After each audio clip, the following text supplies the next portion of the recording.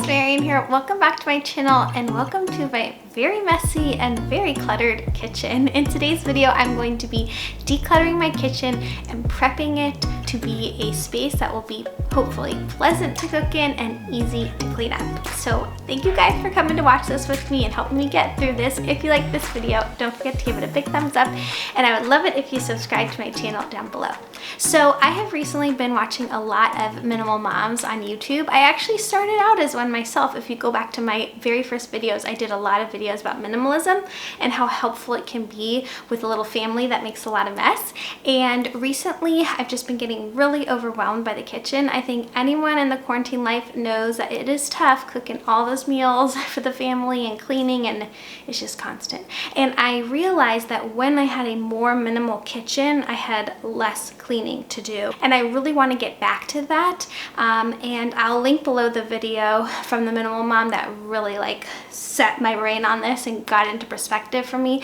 But basically the overarching approach is that the less there is to clean. And when you are working and cleaning and cooking in a space that has minimal clutter and the drawers are minimally cluttered, it's just easier, more pleasing, and more calming space to be in. So those are my goals. I'm gonna go cabinet by cabinet and do my best to clear them out, only keep what we're absolutely using. I'm a person who loves to entertain. I always host for the Jewish holidays, but right now we're not having people in our house and probably won't be for a little while, and I'm not making gourmet dishes, so I really don't need all of my appliance and all of my kitchen gear where I can get to it. I can store it away for a little while, and I think that will help me have a more efficient kitchen right now.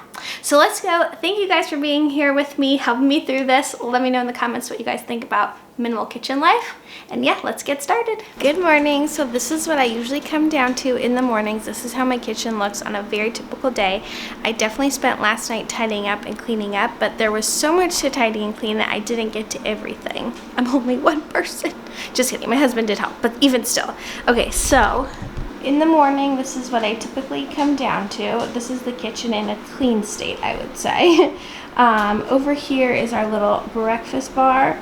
This is a random toothbrush that my baby was playing with, but it always kind of looks like that. I have a rice thing out for a project I'm doing. My cabinets are just kind of messy, you know, not like overflowing necessarily. And then over here I have stuff from our cabinet that my baby was playing with, and every time he's playing with something I just put it there. I've been sort of slowly working on this one. Actually, I just threw out some old bowls before I even really got into this process. It was like I was instinctively getting ready for it. And then here, this is really typical. So last night we did the whole kitchen, but we couldn't get to the dishes. Sometimes I do them last, or else it's the only thing that gets done. And they're just kind of sitting there, totally gross. The dishwasher is still pretty full. And the island was in pretty good shape. I wiped it down, but you know, things just accumulate. So I started with an easy drawer. This is probably our least used one in the kitchen, and it's full of all these random gadgets that we just use so rarely.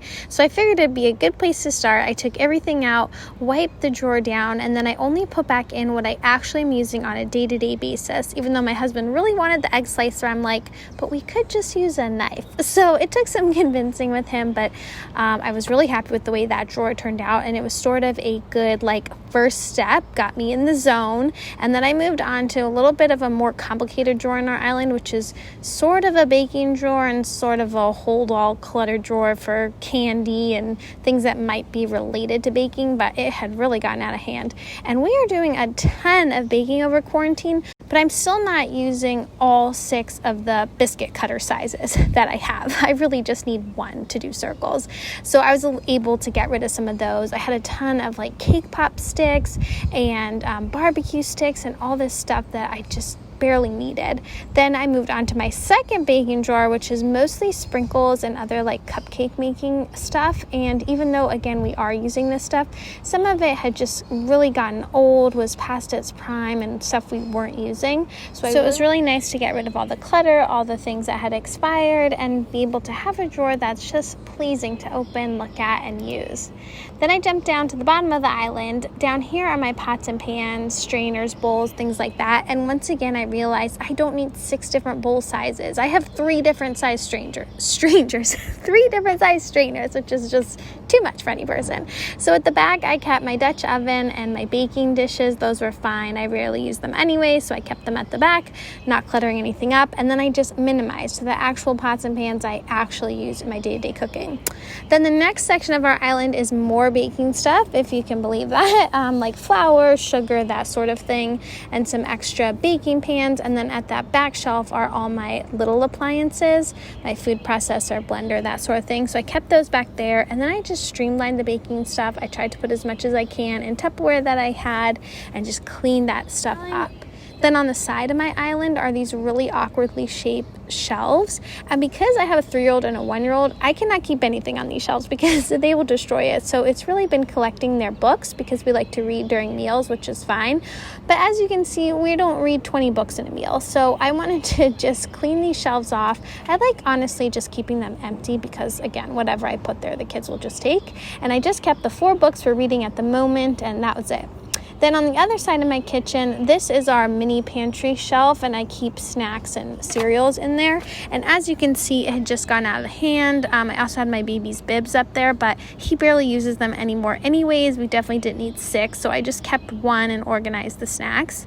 On top of that is our cutlery. Not too much to do here, just a few little baby items that were out of place. I thought about maybe moving those knives, but honestly, they're fine. They're our little steak knives. So I just played around with it a little bit, got it to a place that I like, but that drawer was fine. And this is what happens when you try to declutter with little baby running around. He always wants to be doing everything I'm doing, which is fine, but he doesn't want to open that drawer. Come on, Corey.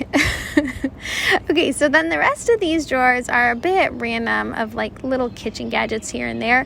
And again, my motto was streamline. Unless I'm using it every day, I got rid of it. I don't know if you saw that, by the way, but I do have a grape cutter. It is the best thing for kids. I definitely didn't get rid of it. I love it. I always tell people how much I love it. They think I'm strange. I'll put a link. It's my favorite kitchen item in the world for little ones when you need to chop up all their fruit. Anyways, look at all that stuff I got rid of. This is everything I'm keeping. And by the way, a lot of stuff I just put in storage because I wasn't ready to fully say goodbye yet, but I'm sure it'll be given away or thrown away when the time comes. But I find this 2-step process just helps. And when later you look at, a huge bin of things in storage, you're like, wait, I didn't want any of that anyway. So I've found that helps me. And then the next drawer is really just like saran wrap, foil, Ziplocs, things like that. We're trying to move towards plastic free in our house, so it was pretty easy to minimize this drawer. We really don't use it too much or need too much in there. By the way, I just wanted to say that I'm recording this voiceover about a week after I did this kitchen purge, and oh my goodness, you guys, I'm being serious. It has changed my life. I just love being in my kitchen now. I find it so much easier to cook and clean. It honestly has stayed so clean this whole week, and that's doing 3 meals for 4 people a day, every day in this new quarantine life. And I have seriously loved it. It's just, I find that once areas are decluttered, it's enjoyable to clean them. Versus when things are cluttered, no matter how much you clean and do that constant keep up, things just never look nice. So it's really demoralizing and So moving on to this little space next to my oven, I have my baking sheets and cutting boards, and I realized I had 6 cutting boards. Don't need them. Got rid of them. And then I moved on to the Tupperware drawer, which as you can see was insanity. We really only use 1 set of glass Tupperwares. The others, I don't know, they just accumulate. I don't even know why I have them. So it was time to donate them. I donated a whole set of glass Tupperware that we didn't use, kept the one we did use, a newer set, and got rid of all the old ones, that don't have lids or that sort of thing. And this is the finished decluttered kitchen. I took a few items off the countertops. I got rid of some artwork on the fridge, which we will start fresh again, put new ones up there, but just to, give it a clean start, wiped everything down, and now just have a beautiful space to work in. So there you go, my updated and minimal kitchen. I'll let you guys know how it goes. Follow me on Instagram. I'll keep you guys updated if you're curious what cooking and cleaning in my newly decluttered kitchen is like. Thank you for watching this video. Don't forget to give it a big thumbs up if you like it. Subscribe to my channel down below to see more, and I'll see you in the next one. Bye!